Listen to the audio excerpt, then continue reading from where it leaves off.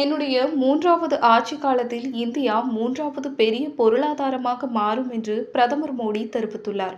டெல்லியில் உள்ள பாரத் மண்டபத்தில் பாரத் மொபிலிட்டி குளோபல் எக்ஸ்போ 2024இல் பிரதமர் மோடி கலந்து கொண்டார்.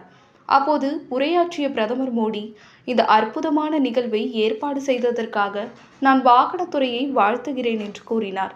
இன்று என்னால் அனைத்து ஸ்டால்களுக்கும் செல்ல முடியவில்லை, ஆனால் நான் பார்த்த ஸ்டால்கள் மிகவும் சுவாரஸ்யமாக இருந்தன என்றார்.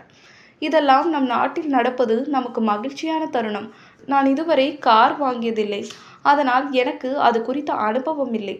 நான் சைக்கிள் கூட வாங்கியதில்லை என்றார். மேலும் இந்த கண்காட்சியை டெல்லி மக்கள் அனைவரும் வந்து பார்க்க வேண்டும் என்று அவர் வேண்டுகோள் விடுத்தார்.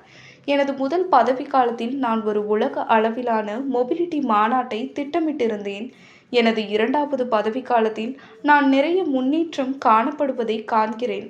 எனது 3வது பதவிக்காலத்தில் இந்தியா 3வது பெரிய பொருளாதாரமாக மாறும் என நம்புகிறேன். சலியே சமாஜ்தார் கோ இஷாரா காஃபி ஹோத்தா ஹே என்று அவர் கூறினார்.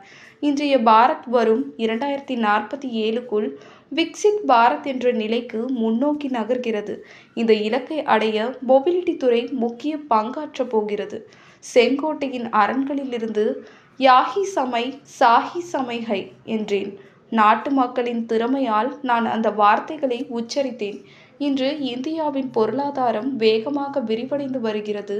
நமது அரசாங்கத்தின் 3வது ஆட்சியில் நம் நாடு உலகின் 3வது பெரிய பொருளாதாரமாக மாறும் என்று தெரிவித்தார்.